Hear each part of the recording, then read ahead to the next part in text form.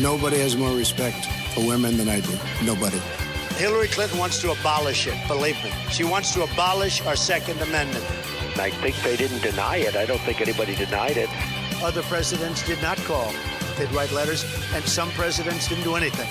Many people have come out and said I'm right. You really do have to ask yourself, where does it stop?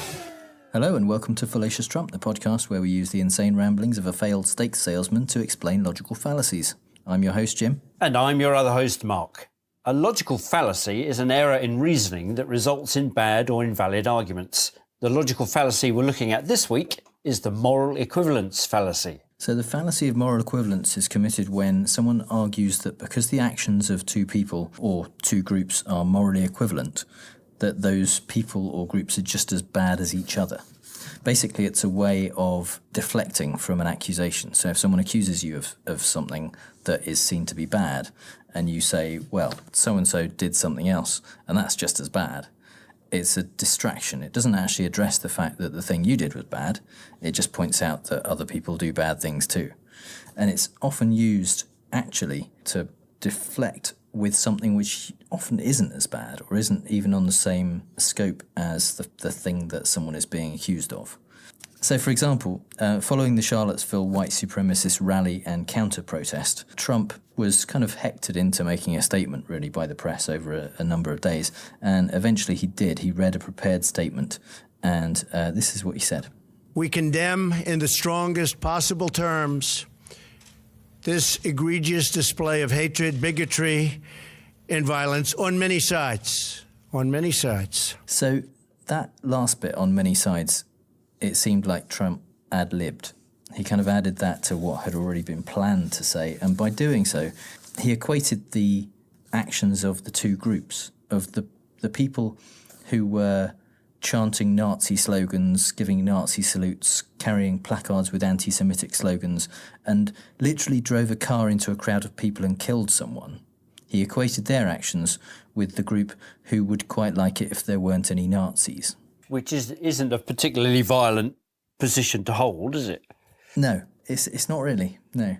And so he was asked to clarify, because obviously this was a bit controversial, and instead of kind of backing down, because Trump doesn't like to back down, he actually doubled down instead and said this. And you had some very bad people in that group, but you also had people that were very fine people on both sides. So now he's calling Nazis very fine people. And I'm going to call them Nazis. Fair enough, because that's what they are. For anyone who can't remember what this protest was about, it was about Confederate statues being taken down. But the people who gathered to protest, some of them, I'm not going to call them fine people, because at the very least they were marching with Nazis, but some of them were protesting the statues, and some of them were dressed in white shirts and khaki trousers, which has become the uniform of the white supremacists. They were carrying torches, they were carrying placards, and they were chanting slogans that were anti-Semitic and slogans that were associated with Nazis. Were they not Nazis. Raising their right arm in stiff arm they were doing Nazi salutes, well? Absolutely. Yeah. If it salutes like a Nazi and it squawks like a Nazi, it's a Nazi. Yeah, this is the easiest political question you can have, I think, in modern times. Are Nazis bad? That's the question that he was basically being asked by the reporters. All he needed to do was condemn Nazis. And he couldn't do it without saying, but the people who don't like the Nazis are also bad. And then he was asked again, because I think journalists who were listening to this couldn't quite believe that this was his route that he was taking, and this was the hill he was going to die on. So they asked specifically about the comment that he made about the violence and bigotry being on many sides, on both sides, and he said this. Yes, I think there's blame on both sides. You look at both sides. I think there's blame on both sides, and I have no doubt about it, and you don't have any doubt about it either. What? So he's kind of compounded it. He's saying there's blame on both sides.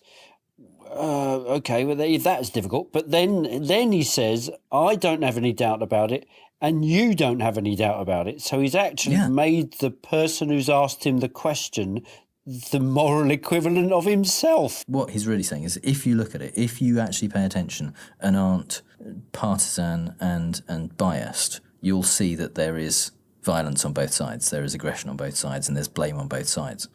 If he'd stuck to the script in that first speech, if he had just said, we condemn in the strongest possible terms this egregious display of hatred, bigotry and violence, and left it there... Left it at that. That would have been positive, that would have been good. Nobody really could have argued with that, except the Nazis, I suppose. But because he then immediately followed that up with on many sides, he's equating the two groups, and they're not morally equivalent at all. And he went up to the point, actually, of pointing out that the Nazis had a permit for their protest, their demonstration, and the anti-fascists, supposedly, according to Trump, did not have a permit. As it turned out later, they actually did have a permit for their protests as well. But he was trying to make out that because the Nazis had a permit, they were actually, if anything, had the moral high ground. Oh, my God. I mean, where is he coming from that he has to caveat a condemnation of racist, murderous behaviour by saying, the other guys are just as bad? How can anyone in their right mind do that? Well, there you go. He's not in his right mind, is he? Or he's in his far right mind. But in terms purely of the logical fallacy, even if the two groups were morally equivalent in terms of what they actually did, if the anti-fascist group, the counter-protesters, if you like, if they came with guns and if they drove a car into the group of Nazis and killed someone, that's not okay either. It's not okay to say, well, they did it. They're just as bad. That doesn't take anything away from the fact that what the Nazis did is not okay. And that's the key, really, here. Just drawing an equivalence and saying, well, this other person, this other group, they've done something bad too. It doesn't address the actual claim that's being made. And that's why it's a logical fallacy. Exactly. My mum would say, 2 wrongs don't make a right. It's a dodgy argument to make, and I don't know who would be convinced by it. And to think that it's a valid way of countering somebody's question is still... In this case, this is one of those fallacies where it's not really an attempt to convince someone of anything. It's an attempt to get out of an awkward situation. Of his own making. So rather than answer the question, he distracts and deflects with this. It doesn't make anyone actually think the question has been answered. They just move on to something else because that's the way conversations go. If you are successfully able to distract someone, you can take control of the conversation and move it on to something else. You occupy the space where the answer would be. So you kind of think, well, that's answered that then. But it kind of hasn't. My example that I've discovered is when he's doing, and I've found that he had done this snake poem before. Poem, I think, is too grand a word. In the hustings, it rhymes. In the hustings in 2017, and then he repeats it again once he's the president. So he's doing this snake thing, which is it's basically a thinly disguised racist tirade. And just listen to we won't listen to the, God help us, no, we're not going to listen to the whole poem, but just listen to the intro of this. This is called The Snake, and think of it in terms of immigration, and you may love it or you may say, isn't that terrible, okay? And if you say, isn't that terrible, who cares? Because the way they treat me, that's peanuts compared to the way they treat me, okay? It just flips. It's brilliant, isn't it? He's basically saying, I'm going to say something terrible here in reading the poem. He's specifically related it to immigration. And the poem is essentially about a woman who kind of rescues a snake that's very ill, nurses it back to health, and then gets bitten by the snake because it's a snake. And it's essentially saying you shouldn't take people in because they're just going to do you harm. But he prefaces it by saying, I'm going to say something bad and kind of racist here, but look at the way the media treat me, so that's fine. Yeah. And, you may say it's terrible. And it is terrible. It's out-and-out racism, the like of which we've not heard since, Hitler. So when, just likening an entire bunch of people, an entire, Mexicans it's going to be, to snakes. It reminds me of those wartime anti-Jewish posters in pre-Holocaust Germany. Oh, hello, Nazis. Yeah. So it's that stuff. And then he says, well, you might think it's terrible, but that's nothing compared with what they done to me. And so you're supposed to forgive him how terrible it is by that momentary distraction. And listen, and how angry he gets when he just loses it in that bit, when he says, but that's nothing compared with it's peanuts compared with what they've done to me. And I think, well, I don't really think condemning an entire bunch of people, and it's not even a race, an entire people who are outside of America, condemning all of those people and saying, but that is as nothing compared with how the media have treated me, because I'm assuming that the them he's pointing at, it's not the immigrants that have treated him badly, it's the press. So, but the way he treats the immigrants, chucking them in cages, separating them from their parents, all that stuff, that's a nothing, because the press have dumbed me down. They've ruined my entire life. They've plucked away at every opportunity, all of the chances I had in my life. And oh no, I'm the President of the United States. I've managed to write off several $1 billion worth of debt, and I live in a gold hotel. I am the living embodiment of Biff Tannen from Back to the Future 2. And yet, because of what the press have done, this means nothing to me and is much, much worse than anything I'm about to mete out on anyone who has the poor, unfortunate opportunity to wash up on our shores. Yeah. Yeah, sorry about that. A bit of a rant there, sorry. No, it's good. I just want to say, equating Trump to Hitler and the Republicans to Nazis, a little while ago would have been possibly a fallacy. There is actually a fallacy called reductio ad Hitler. Oh, which really? is basically when people leap to saying, something like, oh, you're a vegetarian. Well, Hitler was a vegetarian, so you must be awful. Okay. That's basically that kind of thing. Yeah.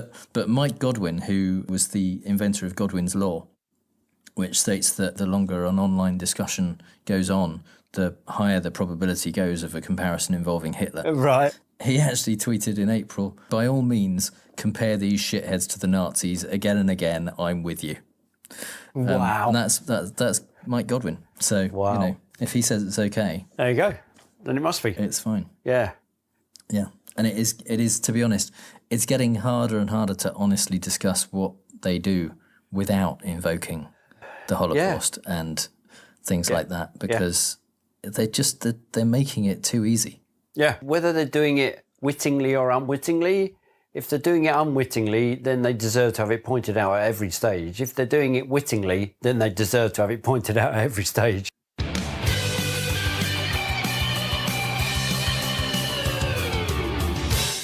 And now is the time, I think, for Mark's British Politics Corner. So once again, we have to turn to the Bosmeister himself, Boris Johnson, who, as Foreign Secretary, made a statement over the Iranian government's response to the protests in Iran, which were in January, February this year. Basically, there was an uprising against what the Iranian government was doing. So the protesters were taken to the streets in order to exercise their right to free speech and say to the government, we don't particularly like what it is that you're doing, to which the Iranian government responded by opening fire on them and shooting several of the protesters.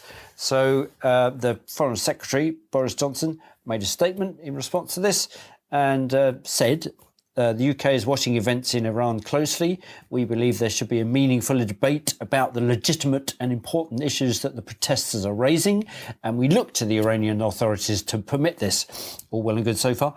We also believe that, particularly as we enter the 70th anniversary year of the Universal Declaration on Human Rights, people should be able to have freedom of expression and to demonstrate peacefully within the law. All good so far.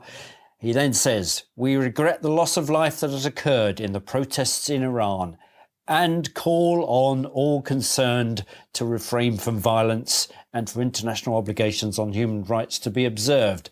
So it goes up to that third paragraph. It's all about, look, the freedom of expression. Come on, boys, let them just go onto the streets and voice their objections to what you're doing without fear of being shot and killed. But it gets towards the end and it said, we regret the loss of life that has occurred in the protests in Iran. Should have stopped there. And then he says, we call on all concerned to refrain from violence. So he's doing a Trump. He's saying there is violence occurring on both sides and we're asking everybody to refrain, rather than just saying we ask the Iranian government to stop shooting the protesters. He's saying, well, protesters, obviously they were a little bit violent because they got on the street and started shouting and throwing things.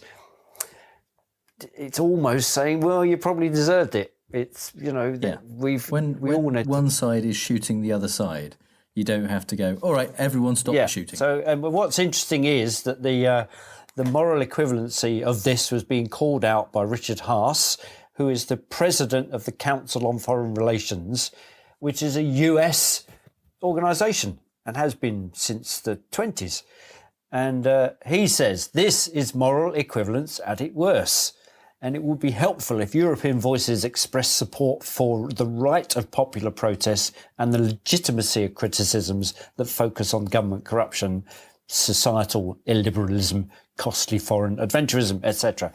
So what he's saying is, what you need to be doing is following through on the opening bit of your statement, Boris, and saying, yeah, in the 70th anniversary of the Declaration of Human Rights, you should not be shooting protesters purely because they're protesting, purely because they are disagreeing with your policies, and that you disagree with them being able to do that.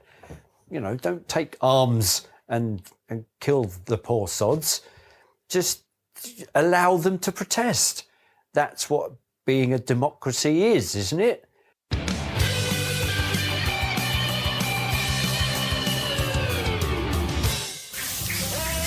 And here we see the fallacy in the wild. That's a bloody marvellous thing, that is. That was a great sting. Thank you, Mark. Just to let you know that this week's Fallacy in the Wild does contain some profanity, quite a lot of profanity, on both the recording that we play in and that comes out of our mouths. So if you'd rather not hear that kind of profanity, if you're listening in the car with the kids, then you want to skip forward about 10 minutes and you'll be able to avoid all of that.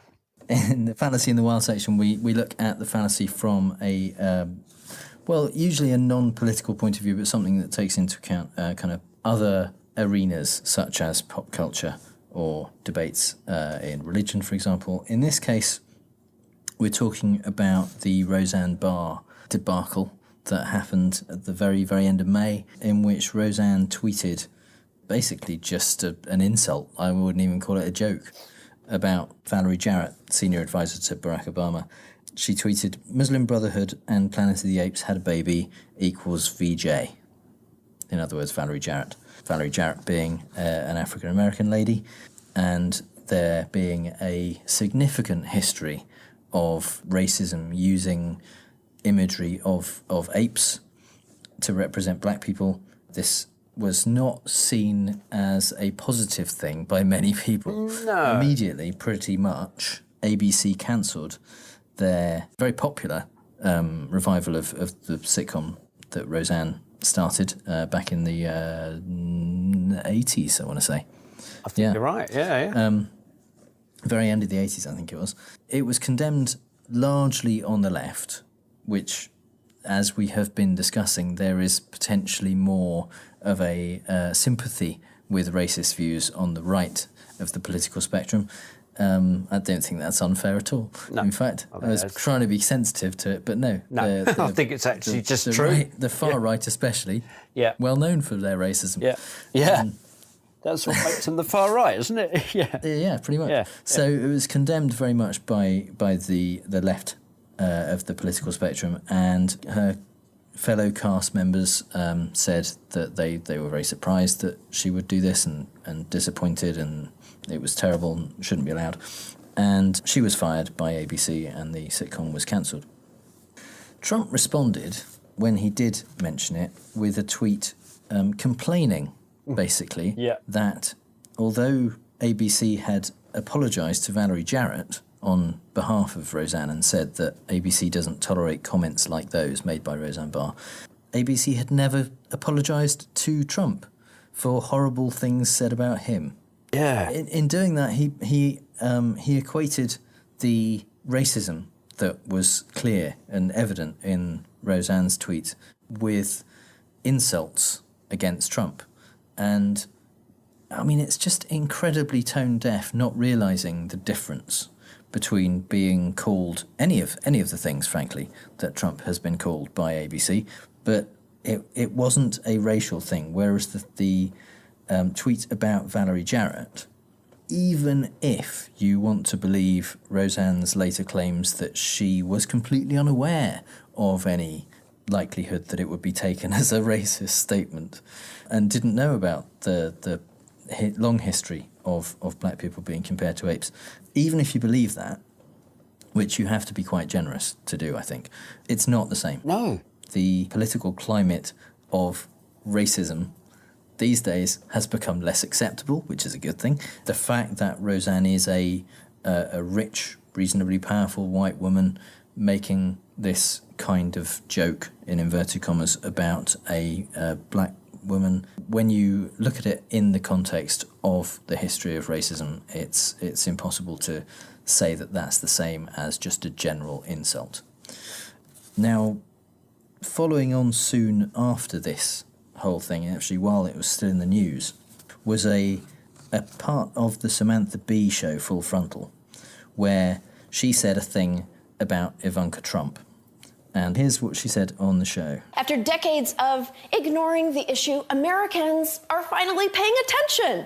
Well, most of us. Ivanka Trump, who works at the White House, chose to post the second most oblivious tweet we've seen this week. You know, Ivanka, that's a beautiful photo of you and your child, but let me just say, one mother to another, do something about your dad's immigration practices, you feckless cunt. He listens to you. Put on something tight and low cut and tell your father to fucking stop it. Fair enough. So at that, basically Conservatives lost their shit and started trying to draw an equivalence between Roseanne and her, what she said and what happened to her, and Samantha Bee. And most of them were saying that what Samantha Bee said was much worse, but nothing happened to her. She didn't get fired. She did make an apology, but it wasn't sufficient in light of what had happened to Roseanne. In fact, Trump tweeted in response to this, he said, "Why aren't they firing no-talent Samantha Bee for the horrible language used on her low-rating show? A total double standard, but that's okay. We are winning, and we'll be doing so for a long time to come." It is not a double standard, because these two things are not the same. Firing someone because they have been openly racist in public is not the same as someone swearing on a television programme. She didn't just swear, to be fair. It was a directed personal insult at another person, which in that respect is the same. But using that word, calling someone a cunt, is taboo, it's shocking, but it isn't the same as racism. No. And that seems to be something that the right doesn't get. No, it was used to comic effect, terrifically funny comic effect. And I think it's because the reason the right can't get that is because the joke was aimed at them. So therefore they are up in arms, probably because they don't understand why it's funny, because they just see it as an insult. And of course, they will go to the first thing, which is, well, hang on a minute, a member of our tribe, this white ostensibly working class character actress who has said this stuff. She was fired for saying something that was an insult, oblivious to the fact that it was out and out racism, hate speech, whereas calling somebody a cunt in a comedy program isn't. I think really importantly actually is cunt wasn't a joke. It added power to what Samantha Bee was saying. Yeah. And the political comedians and the late night comedians, they are making points. They are raising attention to important issues by making fun, by doing satire. And this has been the case for many years. This is, from in the UK, Spitting Image, and in the US thing, the monologue in The Tonight Show. For many years, they make fun of the political situation. They make fun of things that need to be drawn attention to. And things at the moment really need drawing attention to. And Samantha Bee was expressing moral outrage on behalf of her viewers that while the Trump administration is separating children from their parents, Ivanka Trump is tweeting about motherhood and showing pictures of her child. It's tone deaf at best. It's really insulting at worst. And she is justifiably angry about it. And so using the strongest language, frankly, like that, adds to the effect of it. It actually made me think of a song about the Pope. Right. Which is by Tim Minchin. Yeah.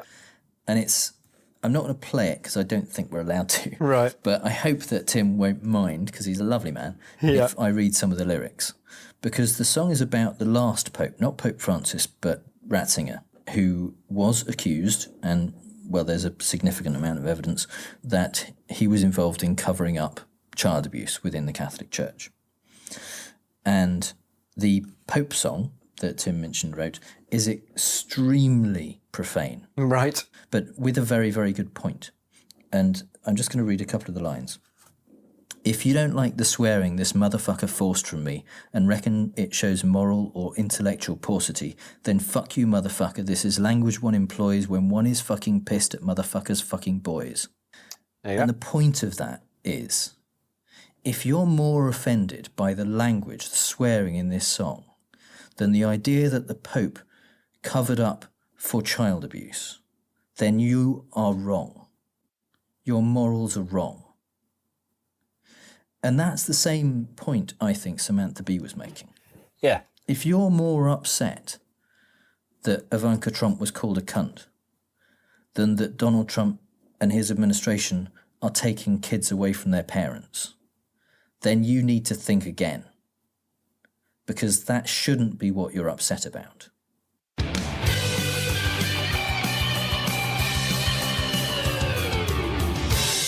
So we're gonna play fake news, folks. I love the game. It's a great game. I understand the game as well as anybody. As well as anybody. Yeah, it's time for Fake News, the game where I read out 3 Trump quotes, 2 of which are real and 1 I made up. And Mark has to figure out which one is fake news. Right. So I am currently undefeated at fake news. Yeah. So 2-0 down. Everything to play for. I'm feeling quite confident this week. I've gone from one extreme to the other. I think I've worked out the middle ground now. The best you can do is still be losing by 1 point. Yeah. So that's but it's one step nearer to drawing. Yeah. We've got to do another 3 programs before I can possibly start to win. So everything to play for. So, are you ready? Yeah. Number 1. It's very unfair, the treatment I've had. If you think about it, nobody else could have done what I've done. And I think, actually, a lot of people have said it, that I'm an American hero. Number 2. You ever notice they always call the other side the elite? The elite. Why are they the elite? I have a much better apartment than they do. I'm smarter than they are. I'm richer than they are. I became president and they didn't. Or number 3. I may be wrong. I may stand before you in 6 months and say, hey, I was wrong. I don't know if I'll ever admit that, but I'll find some kind of an excuse. Okay. Right then, well, You see, what's interesting is that they're also stacked full of logical fallacies as well. Very unfair the treatment I've had. If you think about it, nobody else could have done what I've done, and I think actually there is actually a lot of people have said it. There's so if I was writing one, I'd put in actually a lot of people have said it, that I'm an American hero. I don't know that I've heard him say that, but I wouldn't put it past him. American hero. Right, the other side, the elite. Why are they elite? I have much better apartment. Well, that's because it's nothing to do with having more than them. Okay, I think, you see, number 3 strikes me as being slightly more self-aware than I, certainly for one, would normally credit Trump with. I don't think I'll ever admit that, but I'll find some kind of an excuse. You see, I don't even... that seems to be uncharacteristically humble. So I may stand before you in 6 months and say, hey, I was wrong. I don't know if I'll ever admit that. I see, I would have him stop there, but I'll find some kind of... Oh, God. Right, I think it's number 3. I think you made up number 3. Okay. Yeah. So... You're going to play it now, aren't you? Number 2. Yeah. You're confident on, are you? That seemed to be the one you were kind of most sure about. About the elites. Well, now you say that. No, because what you'll pause to just press the button, aren't you? No, I think it's number 3. I think you made up number 3. Okay, so let's just play number 2 then. You ever notice they always call the other side, and they do this on purpose, the elite? The elite! Why are they elite? I have a much better apartment than they do.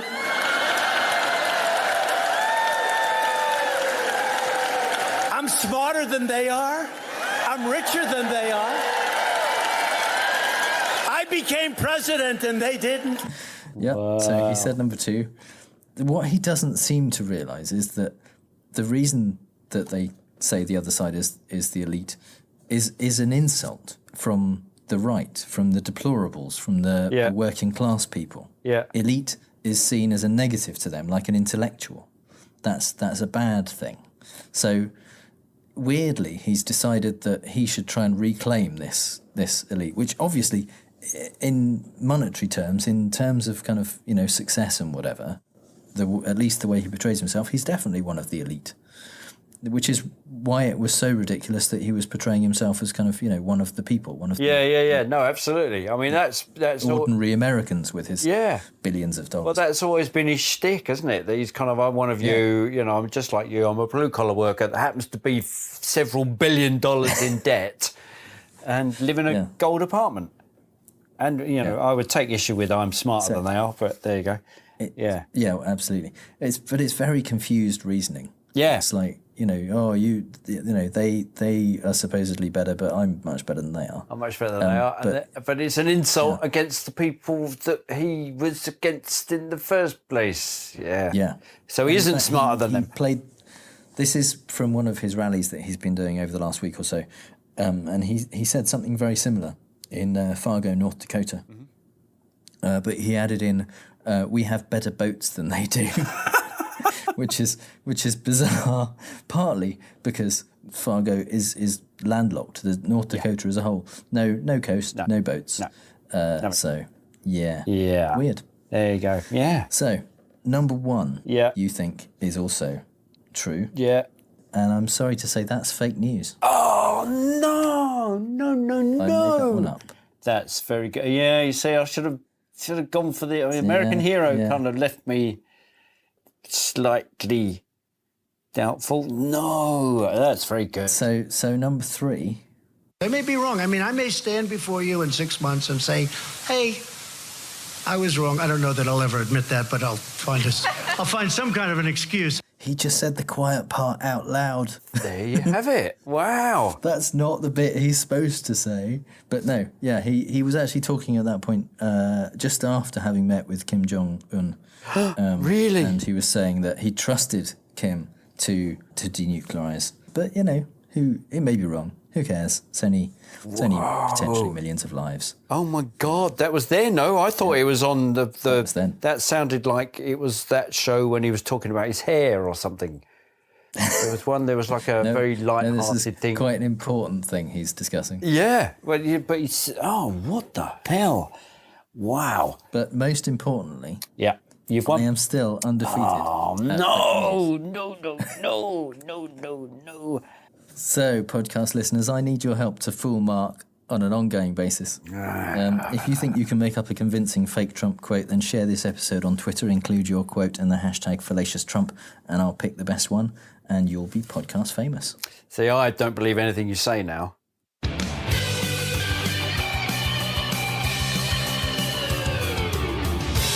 Okay, so now it's time for the part of the show that this week, at least, is called Consistency is Not a Logical Fallacy. You may have heard that one of the Supreme Court justices, Anthony Kennedy, is resigning. He is retiring this year on July 31st, and Kennedy is a swing vote usually, or at least he hasn't been recently. He's been voting more to the right, but he has previously been a swing vote in matters such as gay rights and abortion rights. And Mitch McConnell is in charge of deciding whether we get to choose a new Supreme Court justice before or after the midterms. Now, as you may remember, back in 2016, McConnell, he made up a new rule, and it's called the McConnell Rule, and he decided that because it was 9 months to go until November 2016, 9 months until the American public got a chance to choose who was going to be in control of the Senate and the House of Representatives, that was too soon. That was too short a time to even think about choosing a new justice to fill, at the time, Antonin Scalia's seat after Scalia died.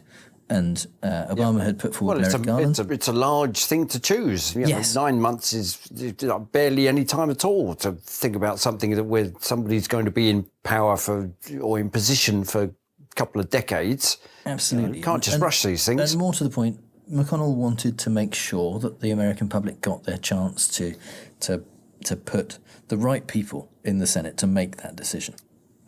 It's very altruistic. Exactly. And so obviously, with only 4 months to go until the midterms now that Kennedy has announced his retirement, McConnell is saying the same thing. He's saying that, we've only got 4 months to the midterms. The House, the Senate may flip, may go Democrat, so we're not going to make any decisions. Oh, no, hang on, wait. He's doing the exact opposite of what he did before and saying we are going to make sure that we vote on the new justice before the midterms. Because we've had plenty of practice at it and we're now a lot quicker at the whole process. We can get it done in less than half the time, which, it worried me before, and it worried me so much I had to have an entire rule made up, named after me, to bring some kind of sensibility to the whole voting process so that we didn't rush headlong into these things without thinking. And now we've done that rule, and so what I'm going to do is actually look at the rule, and I'm going to do exactly the opposite of what it says, despite the fact it's got my name on it, and the rule says completely otherwise than what I'm now advocating. Yeah, because you wouldn't want to be in any way consistent at all. No, if it disadvantages your side. When you got that's what rules are made to be broken. Yeah. So, but he made it in order to be able to break it at some stage in the future, because he knows, which side his bread is buttered. It's allegedly. It's nothing to do with his political leanings, nothing to do with the fact that he might be out on his ear if he does actually stand up to the Donald and say, do you know what, we're not going to do that. Didn't do it last time, not going to do it this time. Can you imagine him standing up and saying that? Just the idea, I'm trying to imagine him actually doing that. That would be amazing. But that would. Yeah. He would be an American hero then. Well, I don't know about that. Michael Cohen is being kind of told by everyone that he meets, like in the street, that he would be a hero if he flipped on the Donald. So I think that may be pushing him slightly more in that direction. But McConnell, I think he is righteously and with very good reason reviled by so many people because he is an inconsistent bastard. Well, no, I think he's consistently a bastard. Yes, that's true. But he's consistently a bastard. And consistently a bastard in his inconsistency. Yes. Yeah.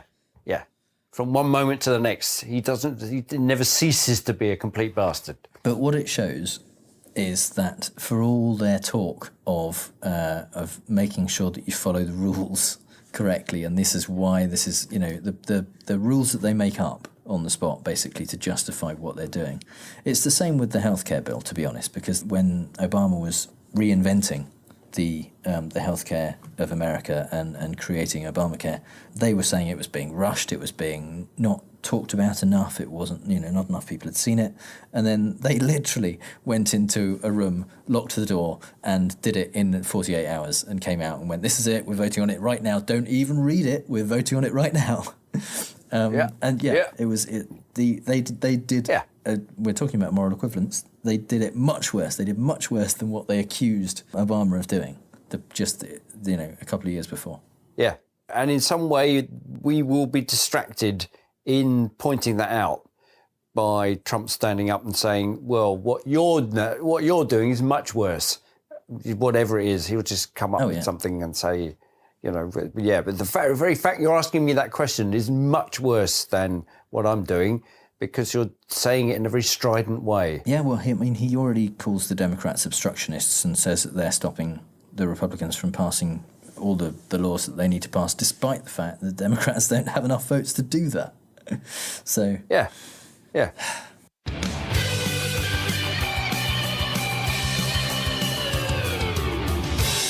And finally, some things we really don't have time to talk about. Trump signed an executive order ending the separation of families at the border and instead requiring children to be detained indefinitely in the same facility as their parents. He then claimed to have fixed the problem, like someone who sets fire to an orphanage, pisses on the fire and demands a medal. Melania flew out to visit children in a detention centre whilst wearing a jacket that said, "I really don't care, do you?" in huge letters on the back. Her spokesman said there was no hidden message, which is technically true, since the message was loud and clear and quite visible.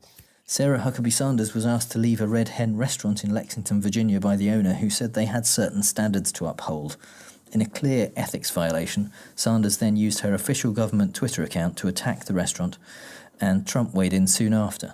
According to intelligence sources, North Korea has been increasing its production of fuel for nuclear weapons and completing the expansion of a key missile manufacturing plant. But it's okay, because Kim promised Donnie that they'd stop. Pinky swear. In an interview with George Stephanopoulos, former Trump fixer Michael Cohen, who once said that he would take a bullet for Trump, now says his loyalty lies with his family and his country. He said he does not agree that the Mueller investigation is a witch hunt, and he believes the intelligence agencies regarding Putin meddling in the US election. Wow, he has changed his tune, hasn't he? Last Sunday, Trump tweeted that America needs immediate deportation of immigrants without due process. He's definitely read the Constitution, though. He must just have skipped over the 5th and 14th Amendments. I'm surprised he even got as far as the 5th. Former Fox News executive Bill Shine has been named the new White House Communications Director. Befitting the real-life Defence Against the Dark Arts teacher job, Shine is a totally qualified candidate who hardly ever covered up sexual harassment scandals at Fox.